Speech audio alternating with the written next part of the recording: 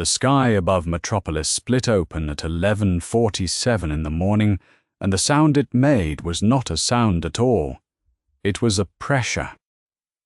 A change in the weight of air that the pigeons felt 3 seconds before the light came, scattering from rooftop ledges, while the humans below still had their faces tilted at perfect blue. Then the light came.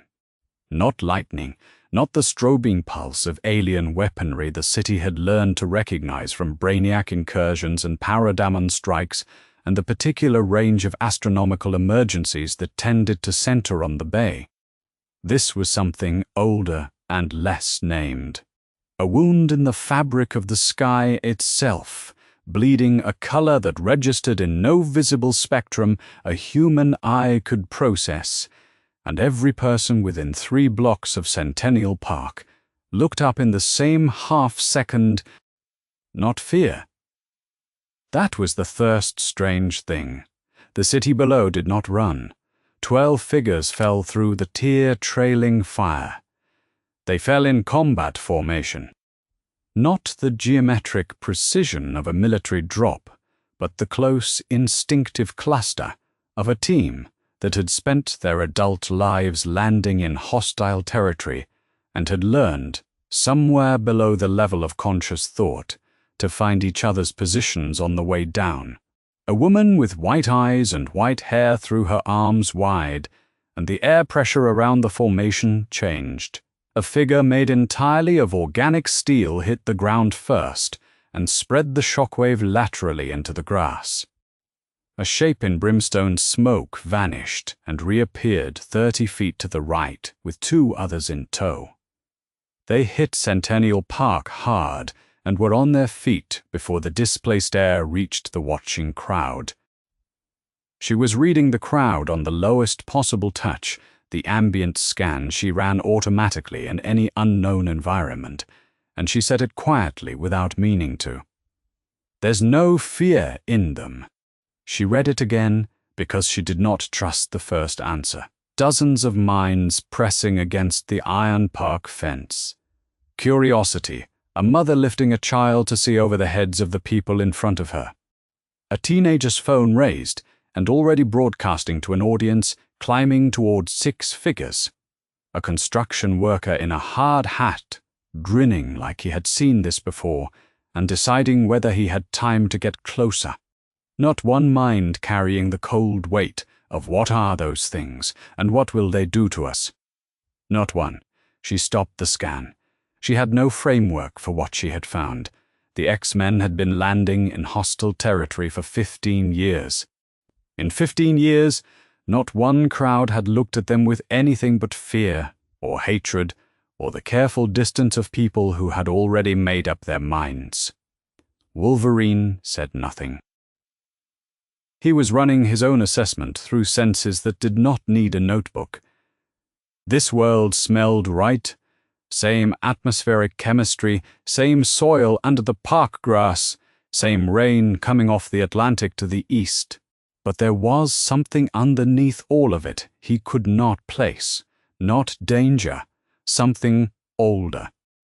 Like a world that had been carrying a very large thing for a long time, and had made the choice at some moment nobody recorded to carry it upright. Xavier confirmed what John had found a breath later through his own unaided reach, which extended to 250 miles without Cerebro. Every mind in the surrounding blocks oriented toward the same emotional register. "The ambient register here," he said, pausing in a way he almost never did mid-sentence, "is oriented toward hope." The word sat in the air between them. It was that kind of word. Cyclops called status without looking up from the tactical read.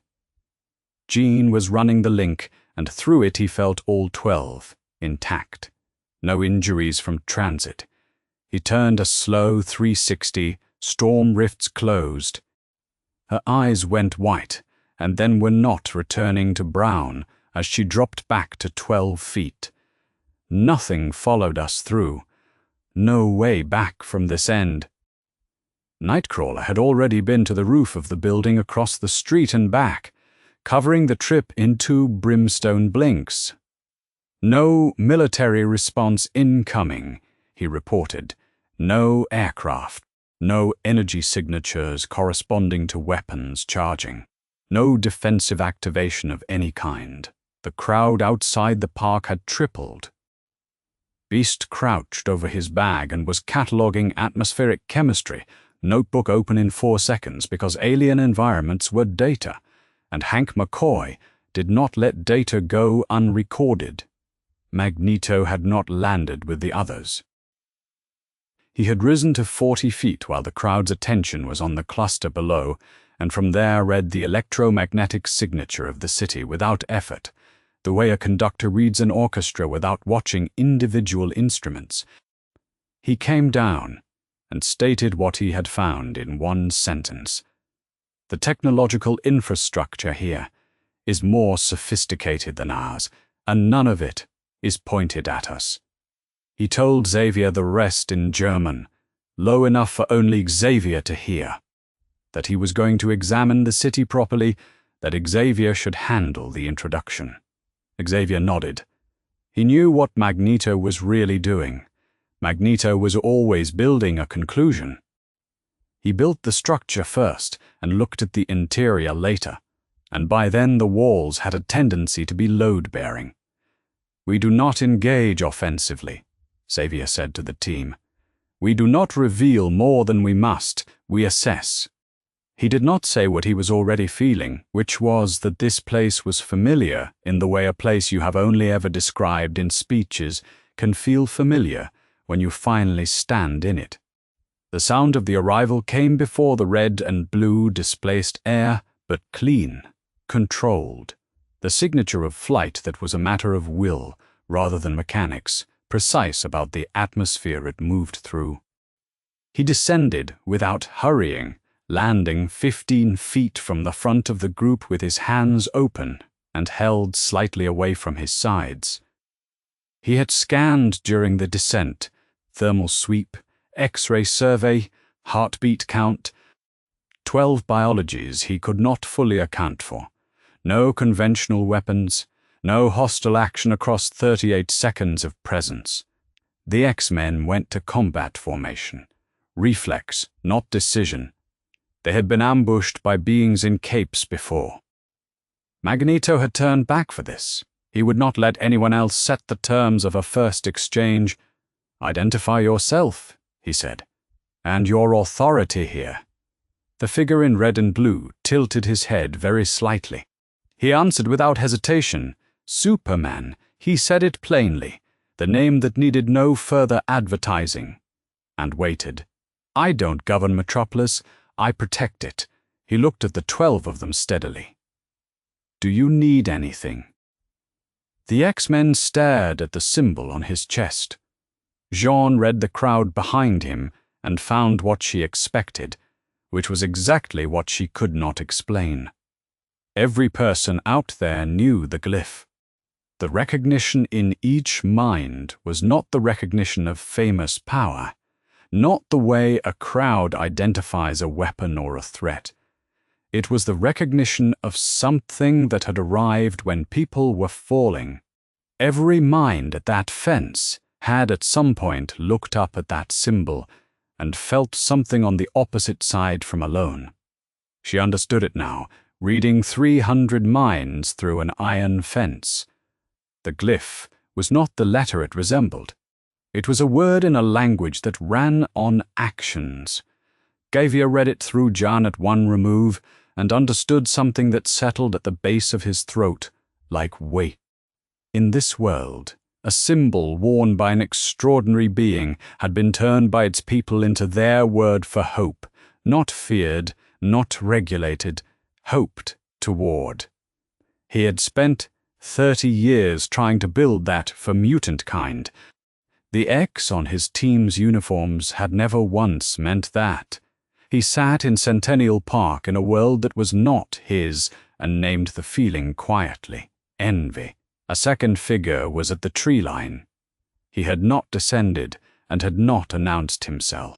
He was simply there now, where he had not been dark suit and dark cow, eyes completing a slow arc across the group from left to right. No powered field, no biological heat signature above baseline human.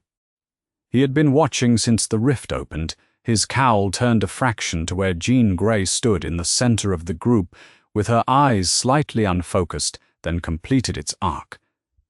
12 files were already running. He said nothing yet. He would say plenty shortly. Okay, real quick, before we dive in, I want to know who's next, which character deserves to finally cut loose, and which world has absolutely no business surviving them. Throw a name in the comments. All right, here we go. Superman waited. He had landed 15 feet away with his hands open, said his name, and then stopped talking, because he was the kind of person who understood that the next sentence belonged to someone else.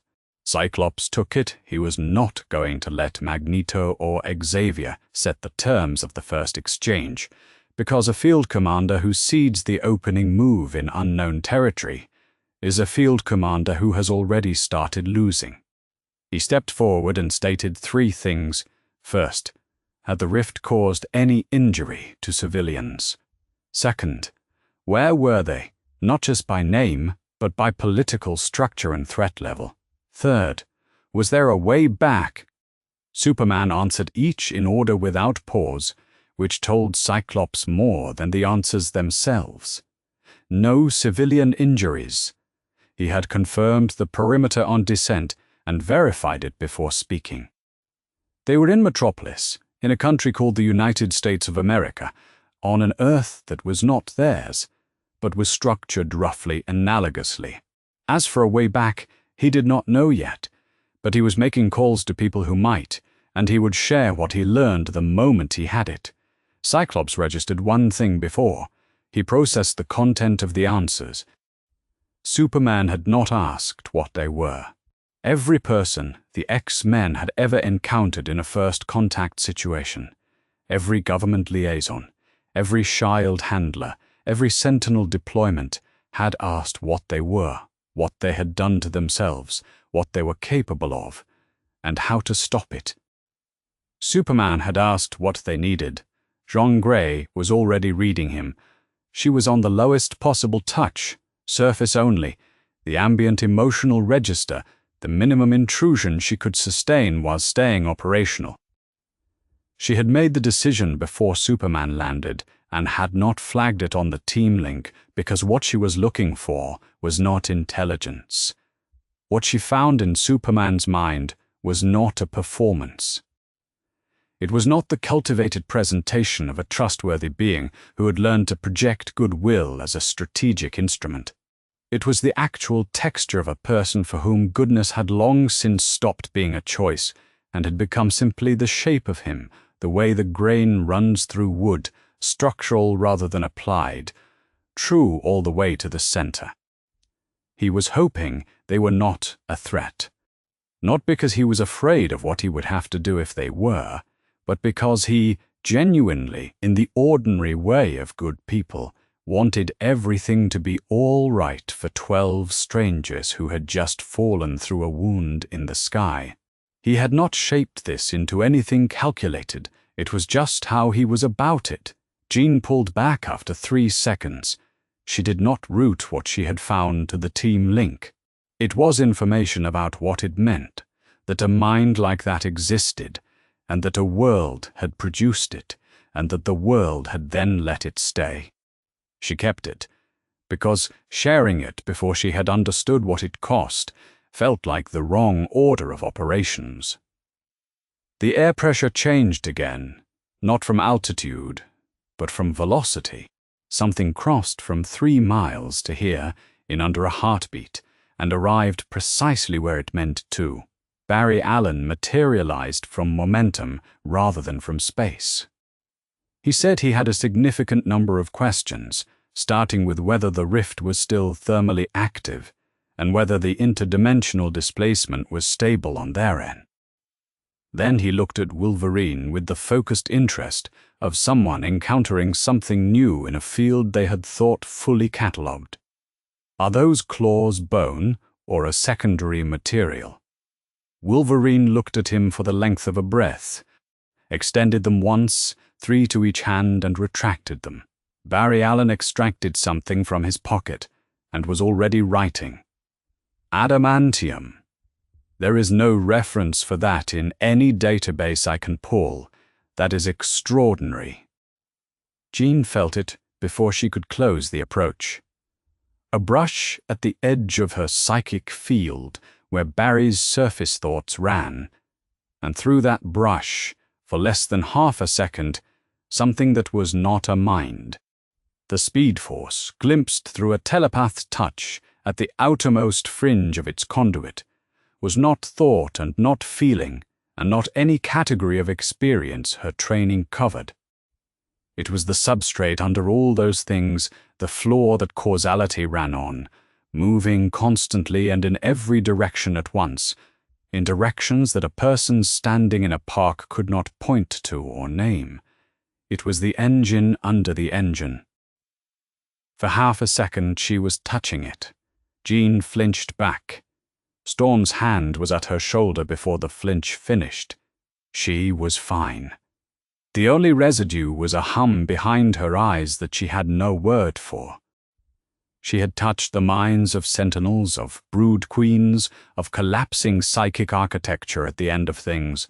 What she had just touched was different from all of those in a way she would spend a long time finding language for. Before we decide what you are, Batman said from the tree line, I need to understand what you want. He had not moved closer. He was exactly as present as he had been when he first appeared, which was, entirely, 12 enhanced individuals, 2 of them capable of reading minds, and at least 1 tracking his heartbeat from the far side of the park. He was fully aware of every tactical disadvantage available to him in this situation. He was still the most frightening person here. Cyclops addressed the tree line directly. We want to go home. Until then, we want to help, Batman said. Help how? Cyclops said. The way we always have. Where we come from, there is no end to the people who need it. The only question we have had to settle in 30 years is whether to wait to be asked. He let that sit for 1 beat. We stopped waiting 4 seconds of quiet. Batman logged 1 entry. The psychic had made contact with the Flash, a mind running on Speed Force substrate that he had no prior record of any telepath accessing, and had voluntarily disengaged within 3 seconds. He underlined a second fact. Voluntary disengagement from a contact she had the power to sustain was more significant than the contact itself. Magneto descended from 40 feet and spoke to Xavier in German, at a register too low for any non-telepath to separate from ambient city noise. He had been reading Metropolis's electromagnetic signature during the entire exchange, cross-referenced against 3 news broadcasts he was pulling from the radio spectrum simultaneously. No sentinels. No mutant identification frequencies in any registered or classified band within range. No legislative tracking signals in the government channels. The powered beings in this city were on television. They had action figures. His jaw did not drop. His jaw never dropped, but something behind his eyes made a calculation, and the calculation was not finished. He was going to examine the city properly, he told Xavier. Xavier should handle the opening. Xavier nodded. He understood what Magneto was actually doing, which was not simply examining the city. Magneto examined things in order to build conclusions. The framework went up first, the interior followed, and by then the conclusions had load-bearing walls that required a structural argument to dismantle. Xavier watched him rise and move northeast, toward the part of Metropolis that returned the densest electromagnetic signal, and sat with the specific sadness of a man who has been making the same argument with the same person for 40 years and cannot stop, because the alternative is to concede the argument and lose the person with it. That night, in the watchtower, Batman gave the preliminary brief. 12 subjects organized by threat tier. He paused twice, once at the file for Jean Grey, which carried an internal flag reading Priority, Do Not Escalate, and once at the file for Magneto, who had departed the group independently within 90 minutes of arrival to conduct his own infrastructure assessment without any form of group authorization. He said, "He has not yet done the thing I am most concerned about, which means he is still deciding whether to do it." Superman said, "Or he decided not to, Batman." Those are the same until they are not. He closed the file on 2 lines he had written at the bottom of the overall summary. They answered questions honestly. That is worth something. He let the next word wait 1 beat for now. The skull ship did not arrive unannounced. Nothing Brainiac did was unannounced. Announcement was a tactical position, and he had held it since before the first star in his galaxy cooled. He came in from the upper atmosphere, at a descent angle calculated to maximize visual impact, while minimizing the League's interdiction window, and the shadow of the ship fell across Centennial Park at 2 in the afternoon. He had detected the rift at the moment of its formation.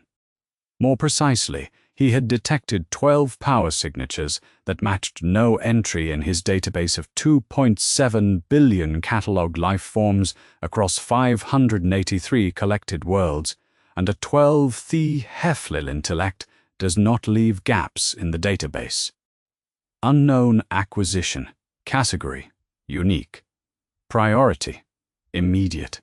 114 drone units deployed in a perimeter pattern around the X-Men's last confirmed position, moving with the efficient and joyless precision of a filing system that had decided to grow legs. Cyclops saw them on Jean's feed before they cleared the rooftops. He did not wait for League contact to sanction the response.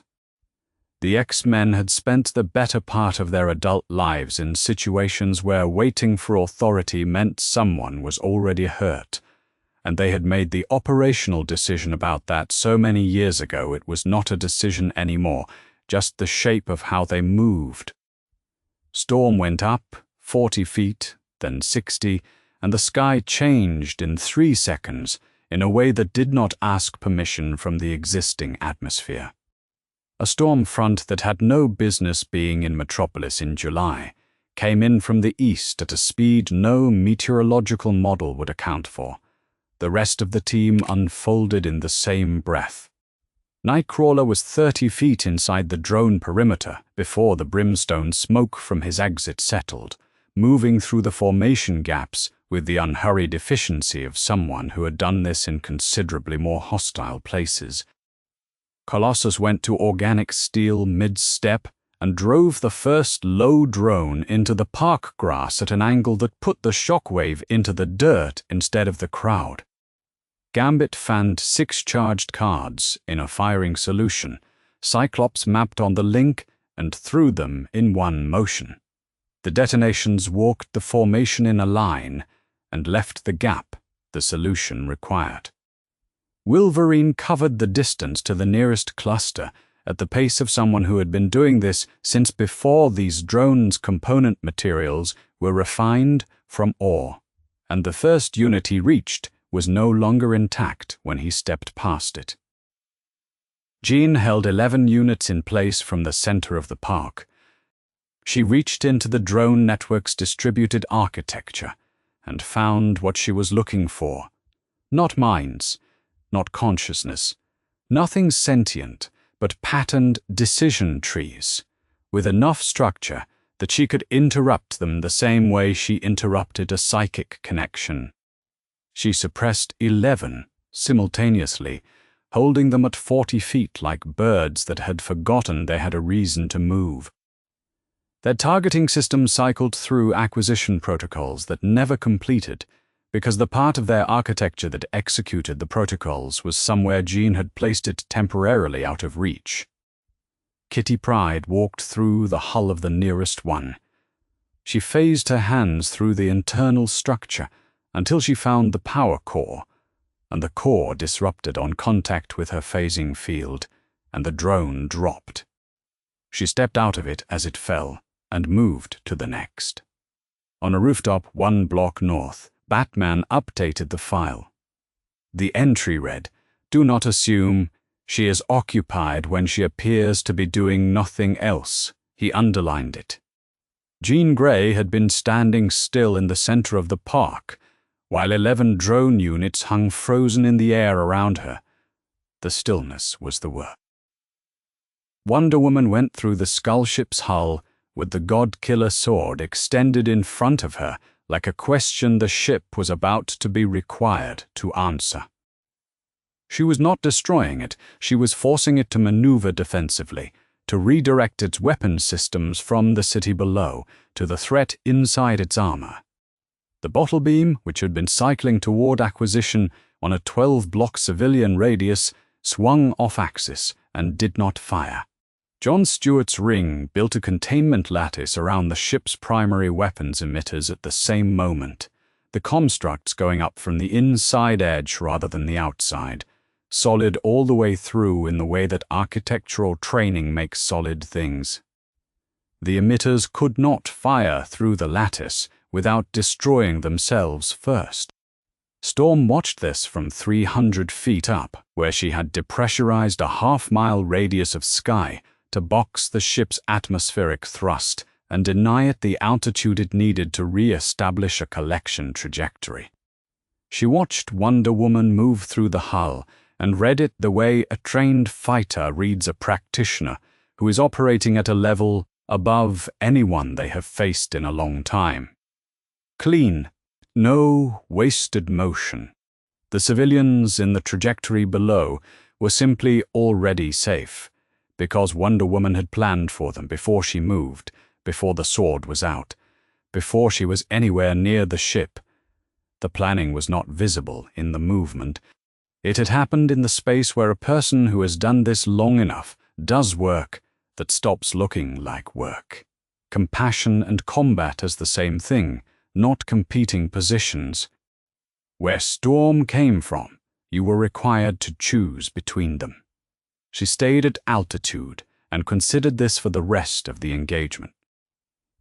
One of Brainiac's larger combat units broke through the east perimeter and drove for the nearest concentration of mass. Rogue intercepted it before Colossus could pivot. She got both hands on the drone's propulsion housing, found the structural point, and pulled in opposite directions. The housing came off. The drone fell. She set the housing down and moved to the next target, without looking back and without a word to anyone. The police officer at the crowd barrier on the south fence had been watching the X-Men operate for 4 minutes and 42 seconds. She turned to her partner and said, "Who are these people?" Not a question about power levels. Metropolis had a working vocabulary for power levels. A question about the specific way these 12 people did not stop moving, did not check the crowd for approval, did not look toward the cameras at all, except to account for where the cameras were before deciding where to put the fight. Brainiac's calculation was complete. The acquisition value of the current collection window no longer exceeded the engagement cost. He withdrew. The skull ship climbed off its station altitude with the patience of something that had done this around other stars and would do it again. He had what he came for, not the collection, the data. 12 power signatures now catalogued, 12 biologies partially documented, and the specific, previously unencountered fact that one of the 12 could suppress distributed autonomous AI networks from the ground. His database had a new section. He would return. In the park, Cyclops did a head count, all 12. No injuries. Storm brought the weather front back, and the sky returned to Metropolis afternoon, the specific ordinary of a city that had been through worse before lunch and had made its decision about that a long time ago. John Stewart descended from the retreating ship's trajectory. and came to park level for the first time since the engagement began. He found Cyclops running a post-action check, and they were standing 6 feet apart before either registered that they had both run the same board from opposite ends of the same engagement without overlapping once. 2 field coordinators, same instincts, same board reading, 6 feet apart and not quite looking at each other yet. Stewart said, "Your weather control is off the chart." That was planetary class output. She changed the atmospheric pressure of a half-mile column of sky in under 4 seconds. Cyclops said, "She's Omega level." In our world, that's what it looks like. Stewart had no reference for what Omega level meant in practice. He was going to find out. He could already feel the revision coming, the kind that required updating. Not just the operational files, but the category of thing a person was allowed to believe was possible. The Watchtower brief ran member by member. Batman went through the file without commentary, which was his version of efficiency. If the assessment required explanation, the assessment was incomplete. Xavier, global telepath, strategic non-combatant, the team's intellectual center, and its most likely avenue for negotiation, and its most formidable psychic threat if negotiation failed, both facts noted with equal weight. Jean Grey, double Omega, Phoenix Force dormant, marked in the file with a flag that read simply DO not escalate.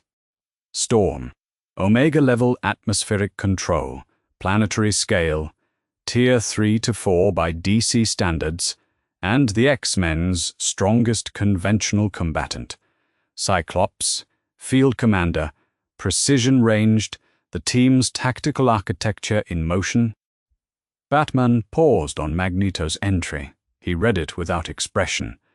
Then he said, "Current location, LexCorp Tower." He had departed the group within 90 minutes of arrival and made contact with Lex Luthor before the Brainiac engagement was over. Preliminary surveillance indicates the contact was initiated by Magneto. The room was quiet in the particular way rooms go quiet when everyone in them has just heard something they already suspected and had been hoping was wrong. The next morning Superman found Xavier in the park where they had landed. He did not make an appointment. There was no mechanism for that yet. And also Xavier's location was not difficult to determine if you had very good hearing and knew which direction to listen.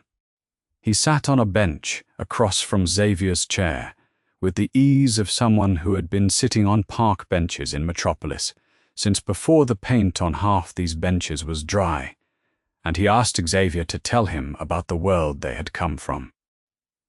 Xavier told him, not the version he gave to senators, not the version he gave to new students who needed hope more than accuracy. The actual version, the registration acts, the Sentinel programs, funded with public money, operated on public soil, pointed at children who had manifested abilities they did not ask for and could not return. The schools, the violence, the weight of a life spent trying to build a bridge between 2 populations, one of whom had been trying to dismantle the bridge since before the first stone was set. He did not perform grief. He stated facts. Superman listened the way he listened to everything, completely, without preparing his counter, without the instinct to look away from a thing because it was hard to look at. When Xavier finished, Superman said nothing for a long moment. Then he said, "I'm sorry."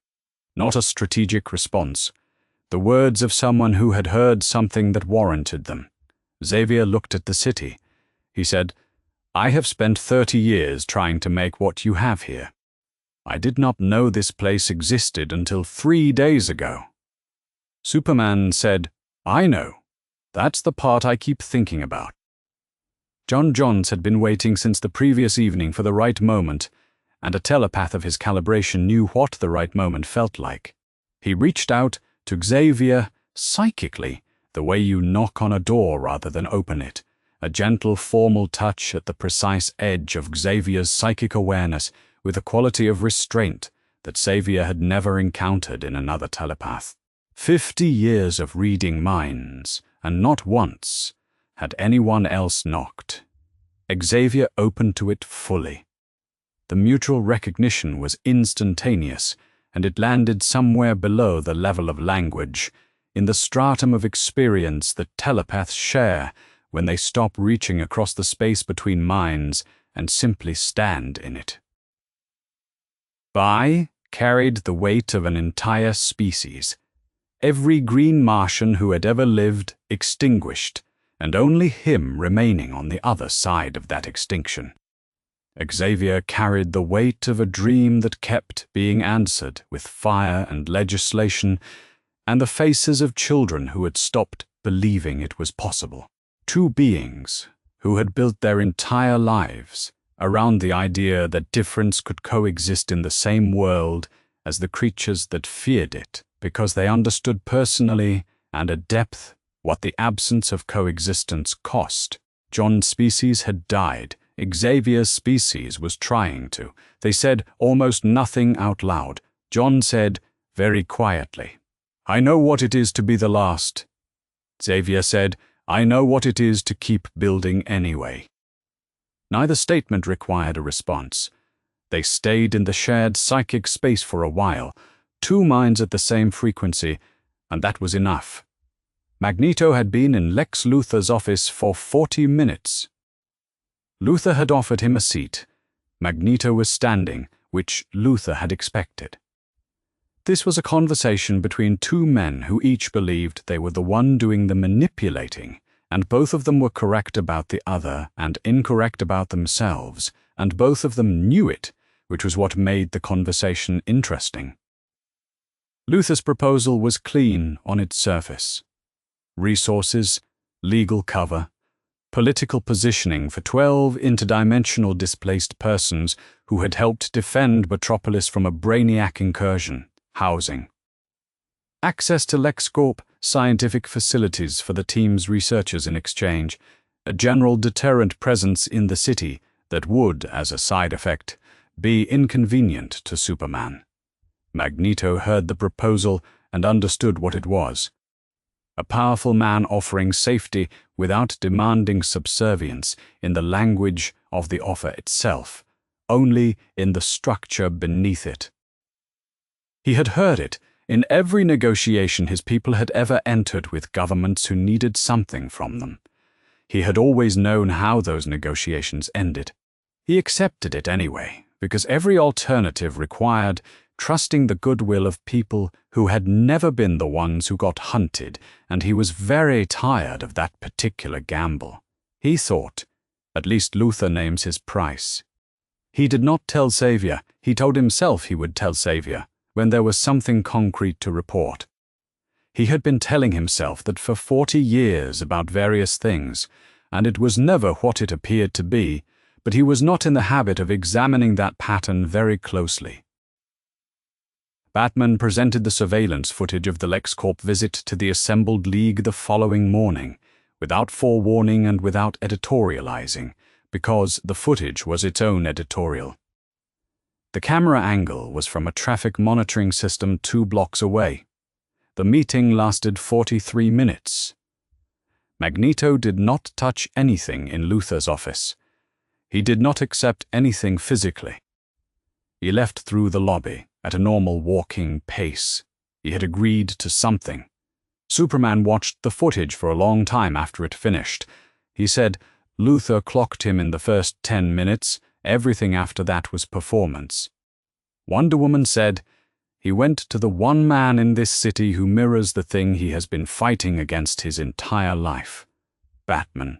He went to the one man who could make him feel like the deal was on equal terms.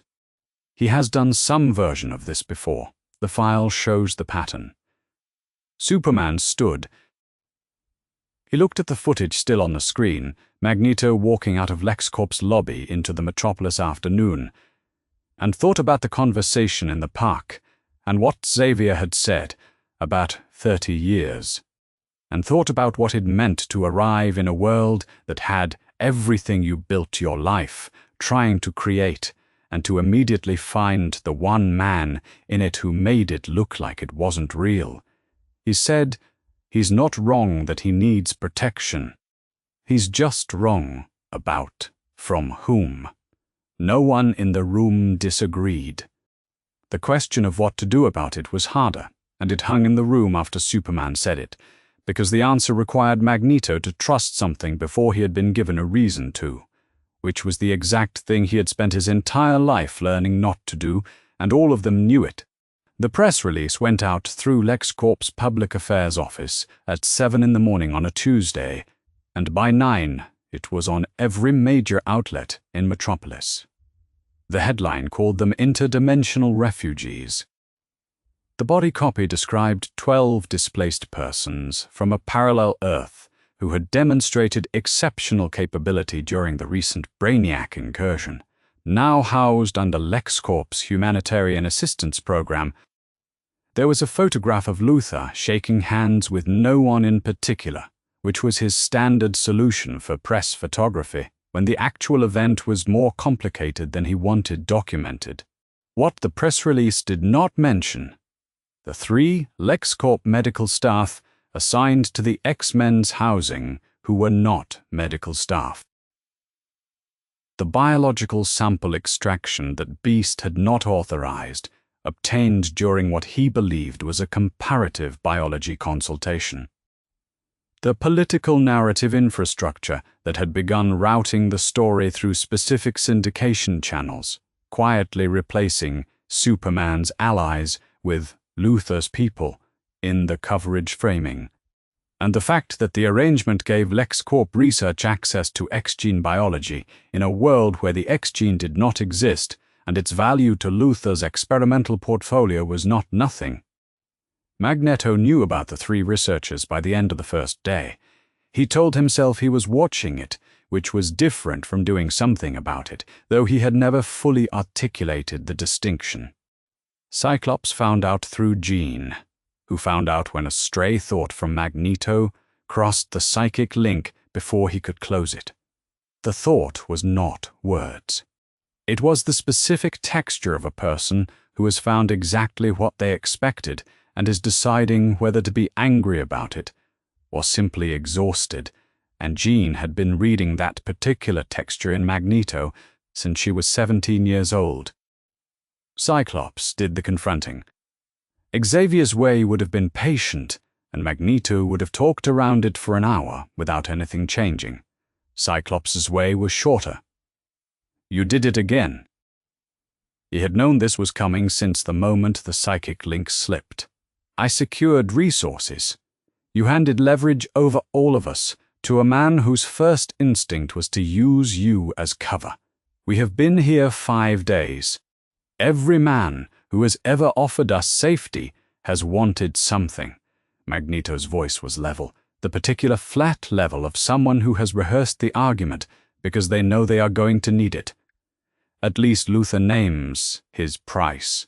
In my world, the ones who do not name it are the most dangerous. We are not in your world, Cyclops said. We are in a world where that framing has already been tested. It works here. You chose not to let it. Magneto said nothing. In the absence of an argument he could make cleanly, he did what he always did, which was wait. Wolverine had been sitting on the windowsill for the last 4 minutes, listening to both of them, with the patience of someone who had been listening to this specific argument across 3 decades and 2 continents and at least 1 alternate timeline, and had never once won it. He said, "He's not wrong about Luthor. He slid off the sill. He's wrong about what to do next. That was the total of his strategic input." He picked up his jacket and left, because he had better things to do than stand in a room while 2 people he respected argued themselves back to the positions they had started in. He had never won the argument. He suspected Magneto hadn't either, which was the part nobody said out loud. Xavier was in the room down the hall, and he was simply sad, not strategically recalibrating, not building the counter-argument for the next conversation. Sad in the specific way of a man who has spent his entire adult life asking the world to prove that trust is possible, who had arrived in a world where the answer was yes, embedded in proof that was everywhere he looked, and whose closest friend had immediately found the one arrangement in that world. He had not moved from the chair by the window in an hour. The city outside was Metropolis in the afternoon, and it was doing what Metropolis did, which was continue being the city where people looked up, and he was looking at it, and it was not helping in the way he had thought it might. He reached out to John on the psychic channel they had established in the park. He said, "Can the League monitor Luther's research facilities without Magneto's knowledge?" He said it directly, without preamble, because the directness was itself a signal. He was not asking John to do something he was comfortable asking. John said yes. Xavier said, "Please do it." He did not explain why he had not spoken to Magneto about it first. John did not ask. Some things were understood between two telepaths who had, in the span of a single conversation, recognized each other as people who had built everything they were around, a dream that kept costing more. He stared at Metropolis for a while longer, and then went to find his students.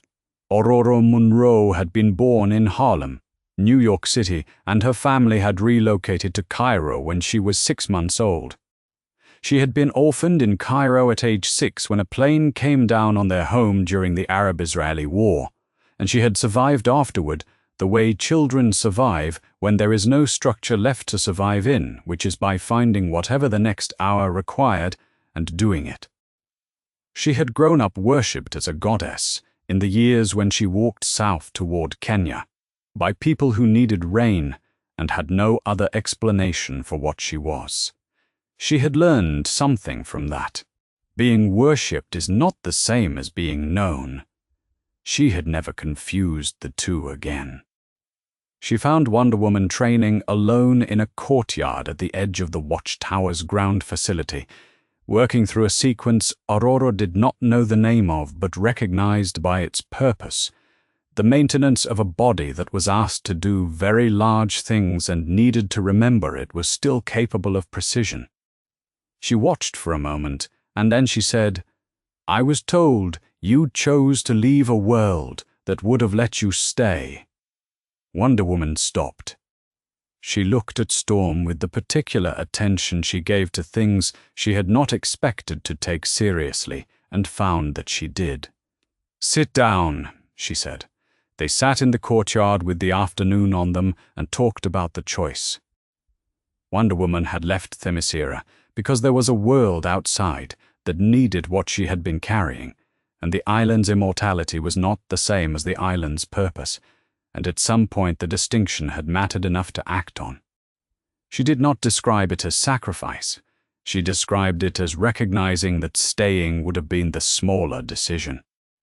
Storm said, where she came from, power and service had been conflated in her without her consent by people who had needed something from the sky and had decided she was the explanation. She had left because she could not serve something freely that she had not chosen.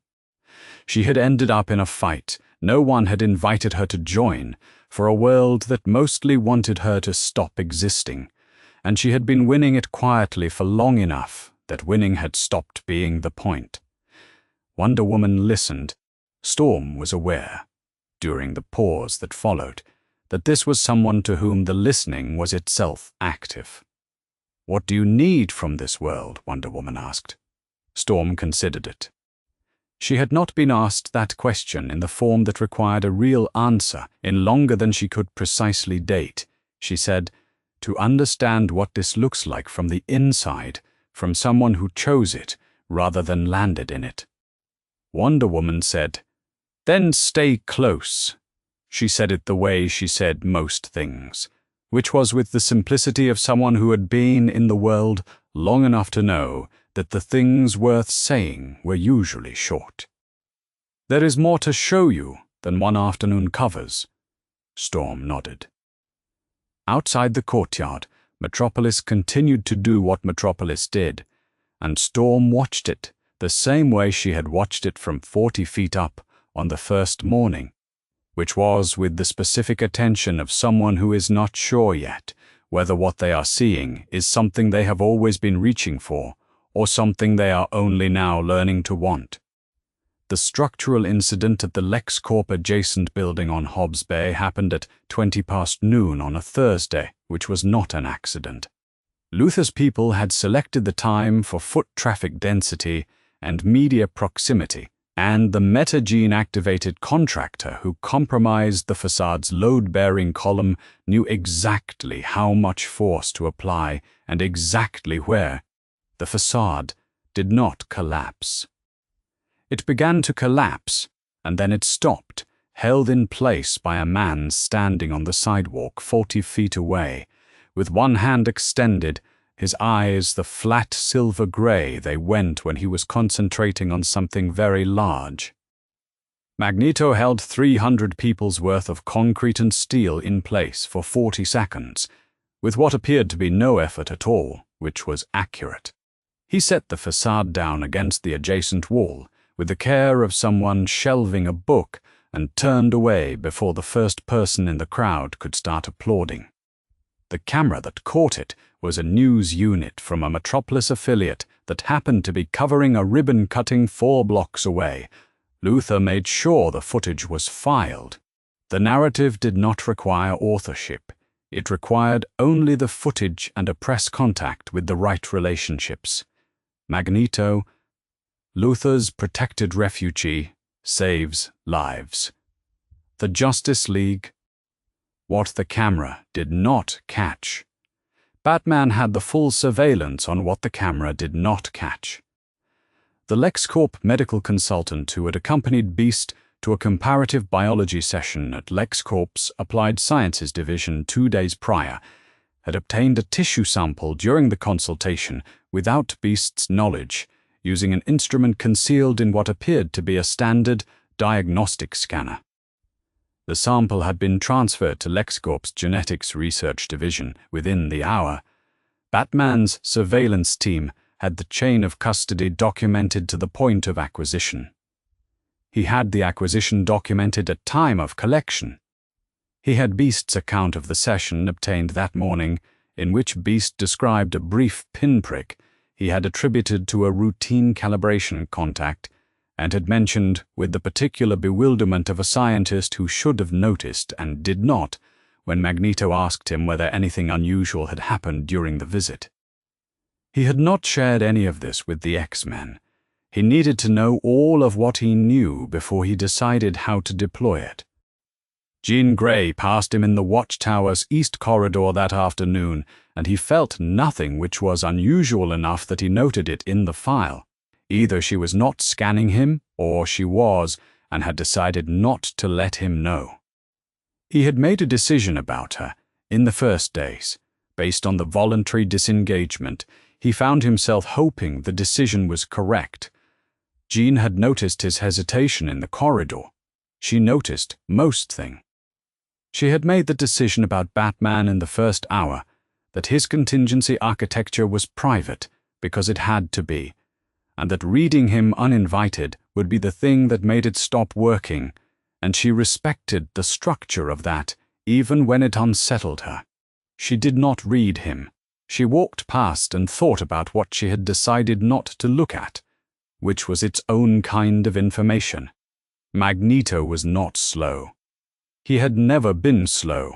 3 days into the Luther arrangement, he had found 2 of the 3 researchers and identified their actual affiliation through their EM signatures, which were shaped by the specific devices non-staff wore under civilian clothing when they needed to communicate on secure frequencies. He had the sample extraction from Beast's account. He was watching the public narrative being built around him, and could see its architecture from the outside, which was the only angle he needed. He had been inside it in the country of his birth. He had been inside it in the forms it took, later the polite versions, the ones that called themselves partnerships, and arrived with paperwork instead of wire. The machine always did the same thing in the end. He stood at the window of his LexCorp-provided suite and looked at Metropolis and felt something he had not planned for. Not anger. He had enough anger. He had been refining it for 70 years and did not need more. Not surprise. He had known what Luthor was from the first meeting and had entered the arrangement with his eyes open, which was the part Xavier would never fully accept, and which was, in Magneto's view, what he felt was tired in a way that arrived without warning and sat down and did not explain itself. There was a difference between being unsurprised by a thing and being willing to keep carrying it, and he was beginning to discover where that line was. Superman arrived at the Metropolis Waterfront Industrial District that evening, not with a warrant, not with a League escort. He simply came to where Magneto was standing, landed 60 feet away, and said, "I know about Luthor." Magneto turned. He had known this was coming and had not decided what to do about it, which was unusual. "Then you know why." "I know you believe that," Superman said. "I know it's not wrong based on what you've seen." He did not move closer.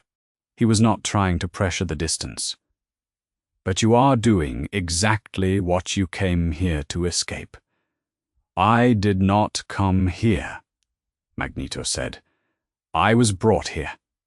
Superman absorbed this. The Metropolis skyline was behind Magneto, the specific skyline of a city that had decided long ago to reach rather than sprawl, full of light in the early evening, and Superman looked at Magneto standing in front of it and thought about what a man looked like when the world that disproved his thesis confirmed it. He had never had this argument before. He had argued with Luthor, who was wrong, and knew it. He had argued with every powerful man who believed the ends justified the means, and they had all known they were wrong too, at the level where knowing doesn't change anything.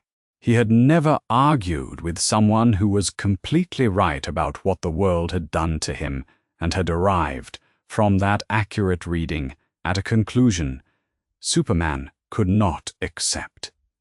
You have the luxury of faith. You land in a world and it cheers. Your symbol means hope because no one has spent 40 years trying to take your symbol away from you. He was not speaking loudly.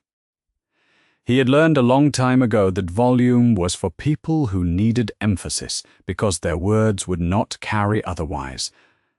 In my world, they put the symbol on us first. Then they used it as a reason. It was the right kind of quiet.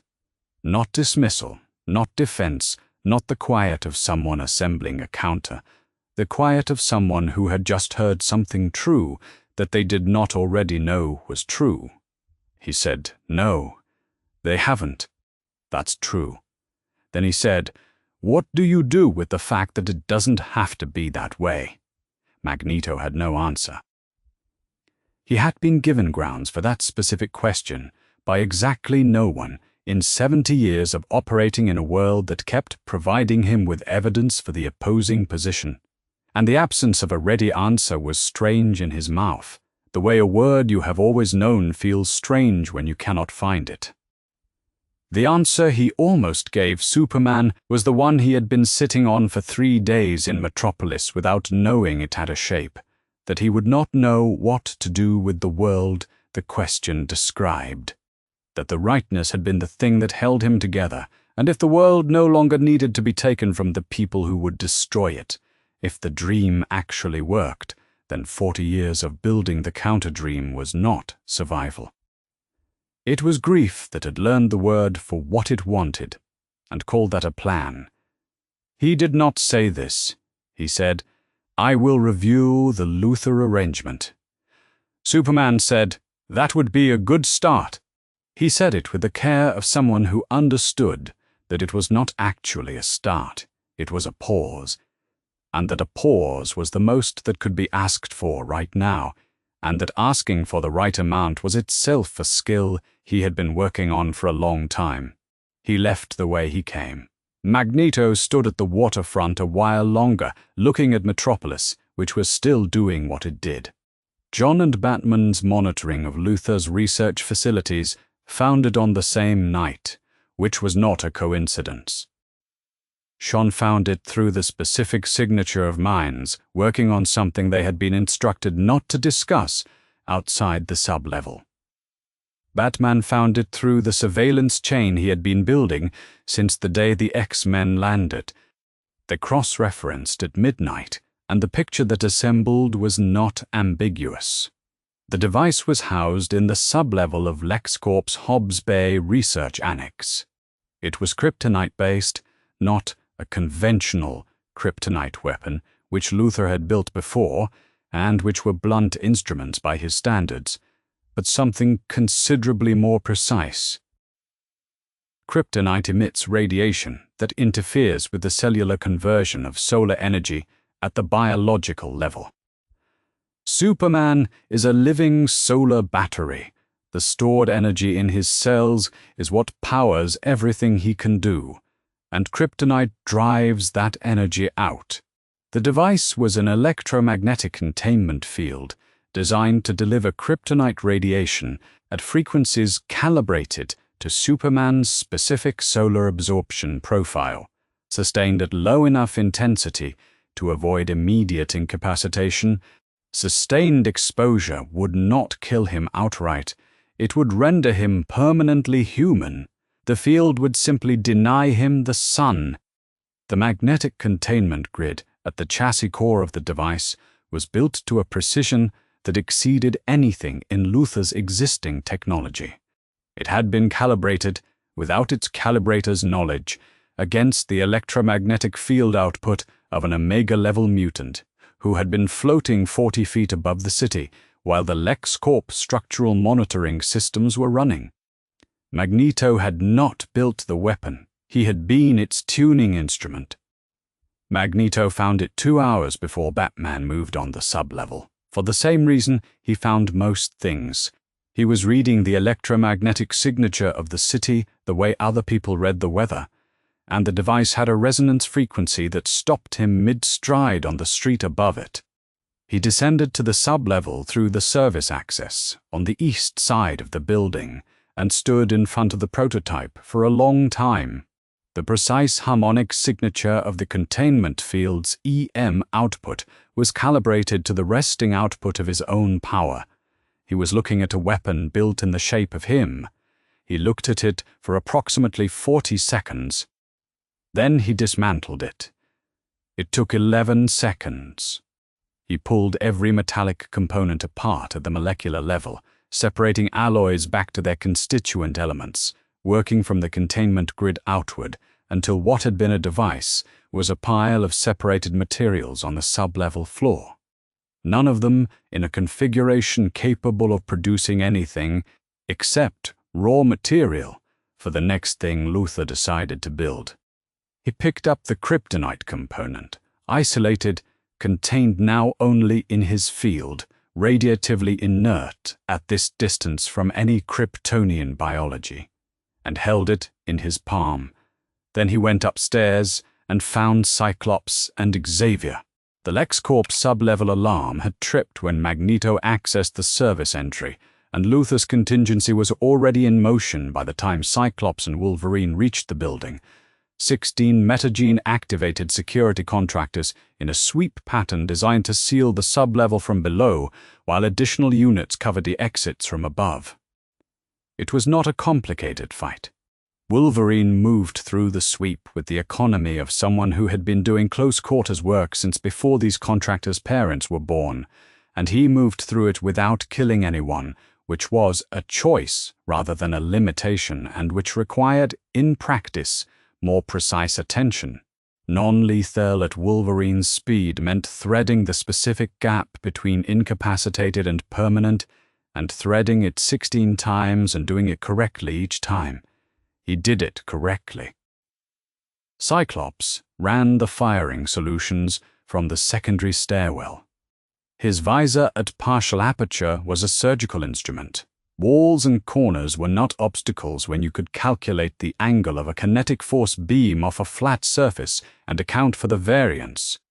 He cleared the upper level in a series of passes that left no one with injuries requiring more than a hospital visit, and noted internally, the way he always did, that non-lethal was harder, and the extra work was exactly the point. He had been making that note to himself for most of his adult life. He expected to keep making it. Jean was not in the building. She was in the LexCorp-provided housing 3 miles northwest, sitting in the dark, and she reached into Lex Luthor's mind from there. Xavier had routed the psychic link through the precise coordinates of Luthor's office, a targeting function he performed with the same ease he performed everything that required knowing exactly where a specific mind was at a specific moment, which was considerable ease. Jean took the route in and found Luthor's mind in the organized clarity she had expected, but not fully prepared for. A man who did not compartmentalize because he did not experience guilt as something that required storage management. The full plan was simply there, laid out in the architecture of a memory that treated its own crimes as data. The ghost engineer arrangement. The timeline. The precise week in which the arrangement was going to be discarded. Luthor activated the psychic scrambler built into his desk. It was a significant piece of hardware. It would have stopped most telepaths, and the fact that Luthor had built it suggested he had encountered most telepaths before. Jean powered through it, because she was double Omega, and double Omega at full extension did not stop at the scrambler's rated capacity, but it cost her something. She came out of the contact 40 seconds later with everything she had gone in for, and a headache she knew from the shape of it would last 2 days and several aspirin. She sat in the dark for a moment. Then she sent the full contents to Xavier. The League arrived at the LexCorp facility 12 minutes after the alarm cascade reached the watchtower. What they found: the sub-level dismantled with surgical precision, the security contractors incapacitated on the floors in various configurations of unconscious, no permanent injuries, and Magneto standing in the middle of the wreckage of the weapon that had been built in his image. One hand slightly scorched from a magnetic containment seal that had not released cleanly on disassembly. He was holding a handful of separated molecular components in his palm.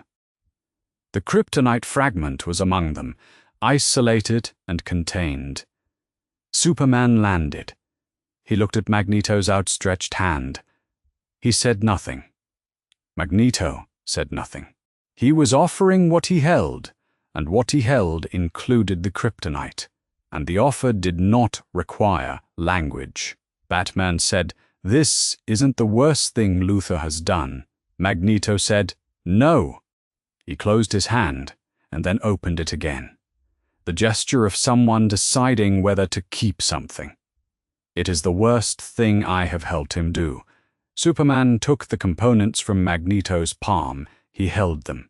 He did not say the thing that occurred to him to say, which was that he understood how it had happened, because understanding it was true, but saying it would make Magneto feel absolved, and absolution was not the same as the thing Magneto was working through, and Superman knew the difference. Batman said to the room, "This cannot continue." He meant the X-Men as an unanchored variable, the League responding to them as unknowns they had not formally assessed, and the philosophy collision happening in parking structures and sub-levels and industrial waterfronts when it needed to happen in one room. "The Watchtower," he said. "All of us." Jean Grey, linked to the team from 3 miles away with a headache behind her eyes, the shape of Luthor's extraordinary organizational mind, said, "We've been through worse negotiations." Batman said, "I know. I read the file." There was a pause. Jean said, All of it? Batman said. Enough of it. No one said anything else about it. The components went into evidence. The file kept growing, and the watchtower date was set. The watchtower was 400 miles above the planet in geosynchronous orbit above the Atlantic, and the view, through its observation windows, was the full curve of Earth from the altitude, where the atmosphere becomes a thin blue line, and you can see the Terminator moving in real time. The X-Men had been in a lot of rooms in their lives. They had been in government facilities designed to assess them, SA-Shiel holding rooms designed to contain them, school buildings that had been built for other children and had never quite adjusted, and combat environments that were not rooms at all, but which had the same essential quality. They were spaces that had been shaped by someone's idea of what the X-Men were, and what the X-Men were. The watchtower had no inhibitor fields, no null mutant emitters, no locks on the interior doors that Cyclops had been able to find, and he had looked. The room they were brought to was the size of a small cathedral, and the view behind them was the planet from 400 miles up. Wolverine noticed this before anyone else said anything about it. He said to Nightcrawler, under his breath. No cages, Kurt said. No. Logan said, Batman's brief to the full assembled roster was methodical and did not contain editorializing, because editorializing would have slowed it down, and Batman did not slow things down. He covered the X-Men's combat effectiveness tier by tier. He covered Jean Grey's psychic range, which he described as global without cerebro-amplification, and noted that her Phoenix Force classification had been handled in a separate brief available only to the Superman-John-Batman triad, and was not on the table for open session. Jean heard this and felt the specific relief of someone whose most complicated fact has been taken seriously enough to be kept carefully. He addressed Cyclops directly at the end. Your team operates from a war footing that this world has not given you reason for. That posture has already produced 2 conflicts in 8 days. At what point does the war footing become self-fulfilling? Cyclops, who had been called out by men considerably less credible than Batman, and had learned to receive it cleanly. When it stops working, Batman looked at him for a moment. He wrote something in the file. It was not a refutation. Superman stood across the room from Magneto, which was not an arrangement anyone had designed. It had simply happened the way some arrangements happen. 2 people in a room finding the distance that corresponded to the conversation they had not finished. Superman said, You used the Luthor arrangement because you do not believe this world will stay good. Once it knows what you are, that is the calculation your entire life has trained you to run. I understand why it runs. But you gave your enemy the hammer and called it survival. Magneto said, and your method. Inspire the world to be better. Wait for them to choose good. Trust that at the moment they could take everything from you, they will choose not to. Yes, Superman said. And when they do not choose that, they usually do, Magneto said. You have not seen what I have seen. Superman said, No, I haven't. He meant it as an opening, not a defense. Tell me. Not the version refined across 70 years of argument, the one with the structures already built and the counterpoints pre-addressed and the language calibrated for persuasion, the actual version. The camps. The specific smell of a winter in Poland that had never left a particular register of memory because the body records what the mind tries to organize into something survivable. The number tattooed on his arm when he was a boy, and what it meant when a government decided that the way to manage a population was to remove their names and replace them with inventory. The world that had decided what he was before he spoke a word, and had spent the next 7 decades confirming that decision in every form it could find. Law and wire and the faces of people who had watched and looked away and called the looking away something else. Xavier had heard this, the X-Men had heard versions of it. But Superman had not, and he listened the way he listened, completely, without the instinct to look away, without the instinct to begin assembling a response before the other person was finished, because he was not afraid of being changed by what he heard. When Magneto finished, Superman said, "You built the counter-dream because the dream was taken from you before you could believe in it, and every time someone tried to give it back, they used it as a cage. And Xavier still believes in it. Xavier has never been in a camp. The room was very quiet." John Johns, who had lost his entire species and carried every green Martian who had ever lived as a weight no one else in any room could touch, said from the far wall, without moving, in the measured voice of someone who had learned to occupy rooms without disturbing them until it was too late to run. No one spoke for a moment. Wonder Woman spoke. She had been standing with her arms at her sides and her weight distributed evenly in the way of someone who was not resting but was choosing stillness as a position rather than a default. She said, "My people lived in isolation for 3,000 years because the world outside was not safe. That was true. We chose it. We were right, and it was the most costly choice my people ever made." She looked at Magneto and then at Xavier with equal attention. "I left, not because the world became safe, because I was tired of letting unsafe be the reason I stayed." She let that sit. "You are both right," she said. "That is the problem. The world is worth fighting for, and it will betray you again. Both of those things are true. The question is not which one is true. The question is what you choose to be while both of them are happening." Magneto said nothing. Xavier said nothing. Across the room, Superman was looking at the two of them with the expression of someone who believes, genuinely and without performance, that the next thing either of them says could matter very much. Jean Grey, who had been listening with the precision of someone who can maintain two kinds of attention simultaneously, stopped breathing for approximately 2 seconds. It was not a threat signature. Not a mind, not the kind of aggression she had learned to read, from sentinels, from soldiers, from everyone who had ever come through the door with authorization to do something about the X-Men. Not silence, active erasure.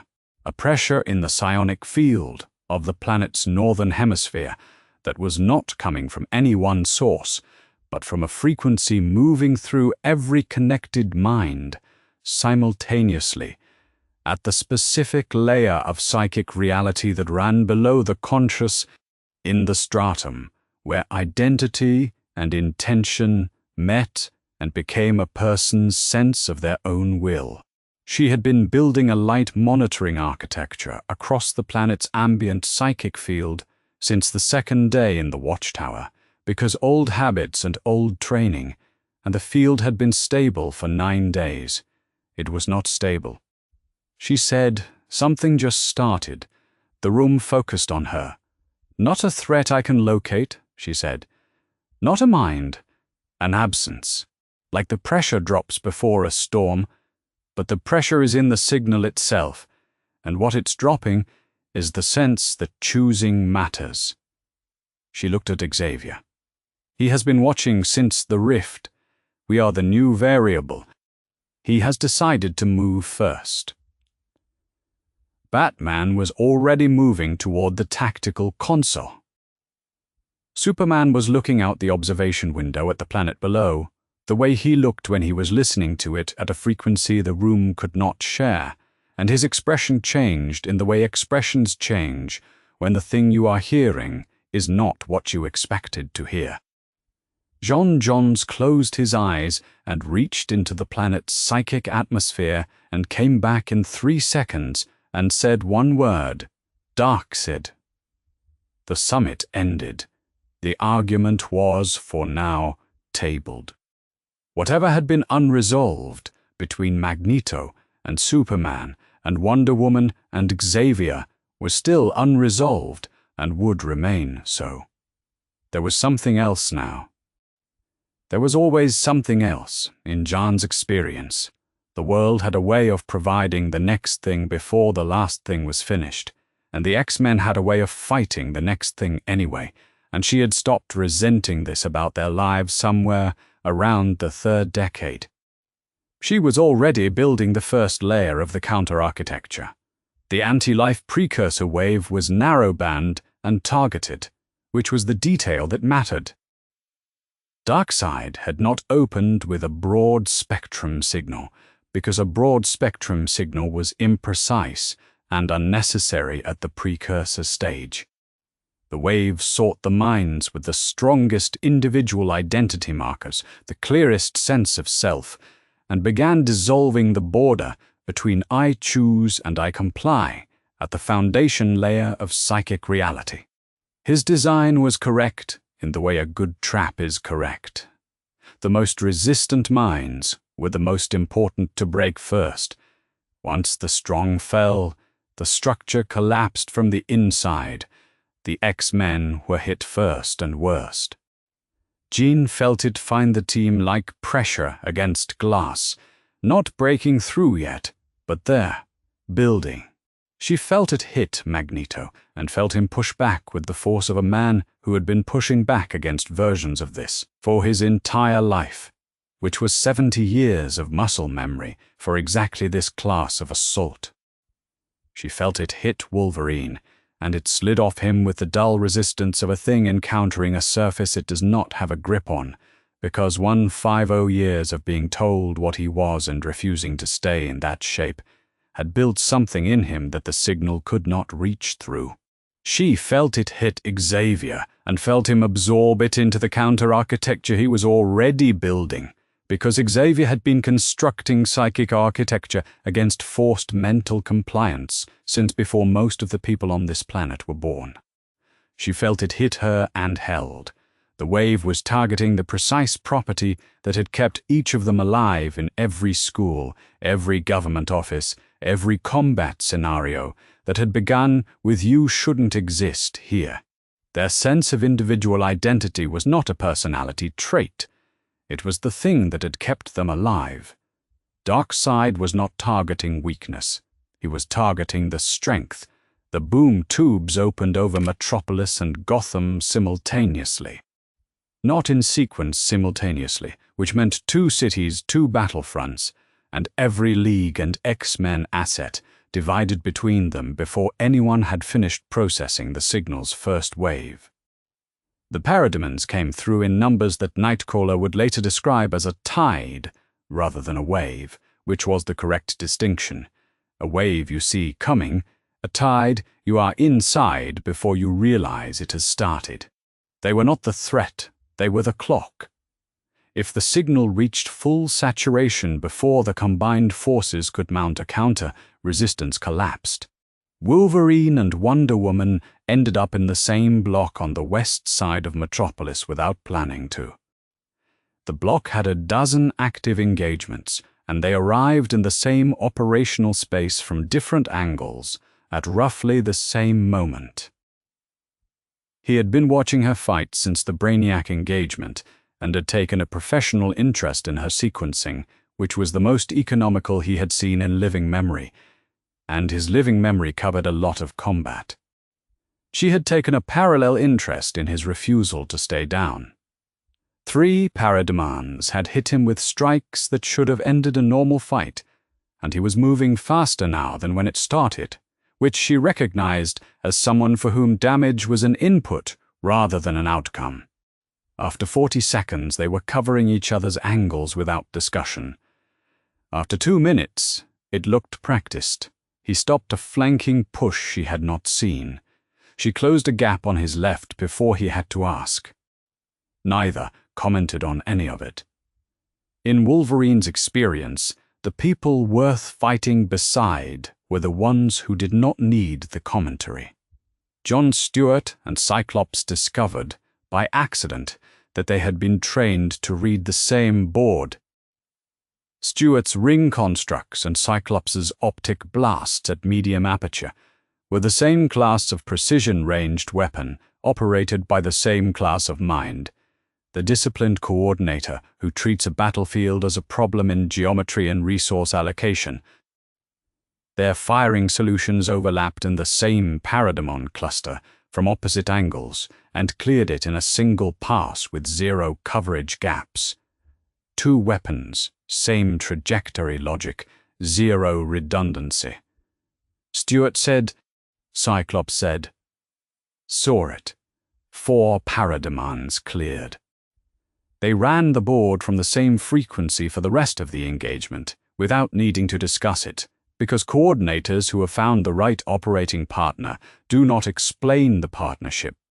Barry Allen discovered, moving through the same airspace Nightcrawler had just vacated, that Nightcrawler's teleportation created a spatial displacement field at exit, that when timed against a speed force deceleration, disrupted the formation stability of an active boom tube.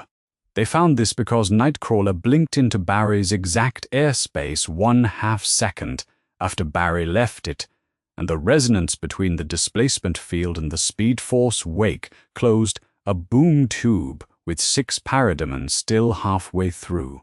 Barry said, "Can you do that again?" Kurt said. "I have no idea what I just did." Barry said, "Perfect. Neither do I. Let's find out." They found out 4 more times in the next 12 minutes, which was not a controlled experiment, but produced sufficient data. Magneto was 300 feet above the engagement, in the upper airspace where the apocalyptian technology was most concentrated. He could not counter the Omega beams. They were new God energy, not electromagnetic, and he did not waste effort pretending otherwise. What he could do, every parademon in the Metropolis Theater was wearing apocalyptian armor. And apocalyptian armor was an alloy, and alloys responded to an Omega-level electromagnetic field. He turned the alloy in every suit within a half-mile radius into a component of a magnetic web at altitude.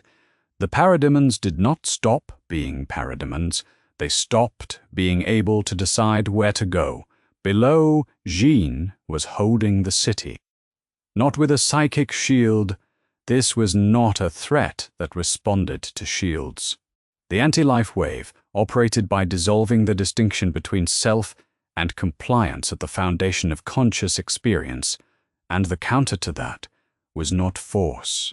It was reconstruction. She was reaching into each mind in range, one at a time, finding the specific architecture of that person's identity, and anchoring it, rebuilding the distinction the wave was dissolving, mind by mind, at the rate the wave was attempting to erase it. She had been doing this her whole life. On a smaller scale, in different forms, every time she had mapped a mind carefully enough to read it without disturbing what was there. Every time she had shielded a teammate under psychic fire, every time she had built structure inside someone else's inner architecture, with the care of someone who understood what it cost to have that architecture violated. She had never done it for people who had not spent years wanting her to stop existing. That was the difference. 2 billion identities, targeted by the most precisely engineered weapon of mental compliance in the history of the universe. And she was holding the line for each one of them. For the same reason, she had always held lines, because the person on the other side of the line was still a person. And that fact did not stop being relevant, because the scale had changed. The Phoenix felt this. Not a stirring of danger. The Phoenix did not move toward danger. It moved toward transformation. What it felt was recognition. The anti-life equation was the cosmic instrument of final compliance. Everything different made the same. Every will subordinated. Every identity that had been told it had no right to exist, proven right by universal law at last. The Phoenix Force was the cosmic engine of the living thing's insistence that it was not finished yet. They were antithetical in the way fire and cold were antithetical, not opposites on a spectrum, but mutually exclusive states of the same space. The phoenix had been waiting, in the place behind Jean's eyes, for the thing it understood how to burn against. It was beginning to understand that this was it. Jean felt the door. She did not open it. She held the line and kept building, mind by mind, because right now the line was what mattered, and she was the line, and she knew how to hold it until the moment called for something else. The moment was coming. She could feel it the way you feel, a tide before it turns, not the turn itself, but the pause where the water decides. The boom tube dark side came through was different from the others.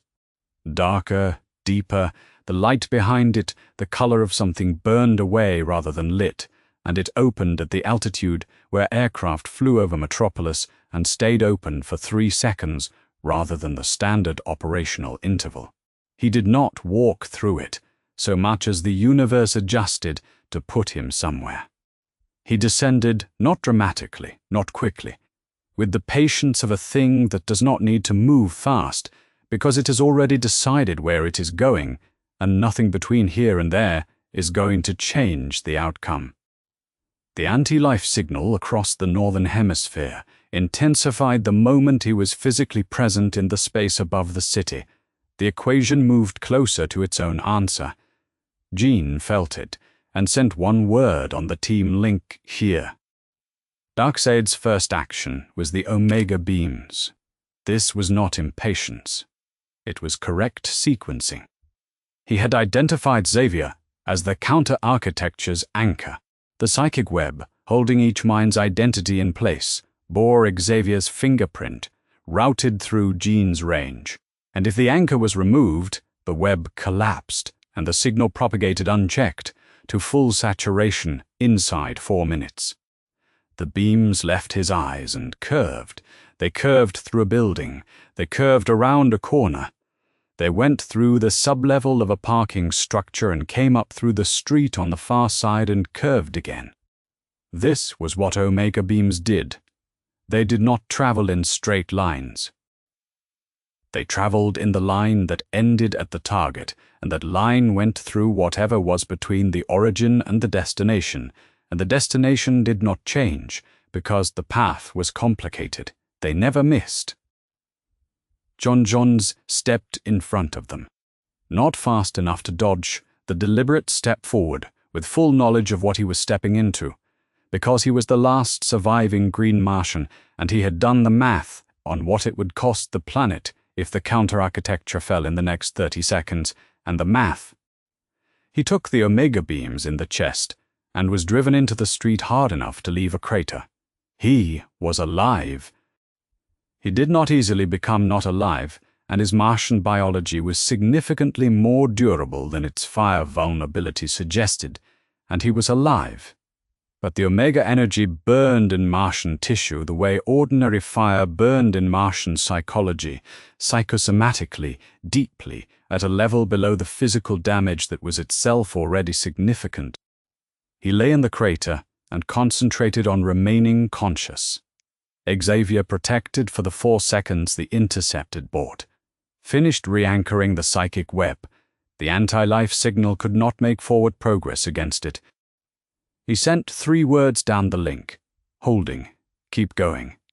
The second Omega beam sequence came 15 seconds later, and the bounce-off Jaeon's Martian physiology had changed the beam's vector during the intercept. The new trajectory found a new target.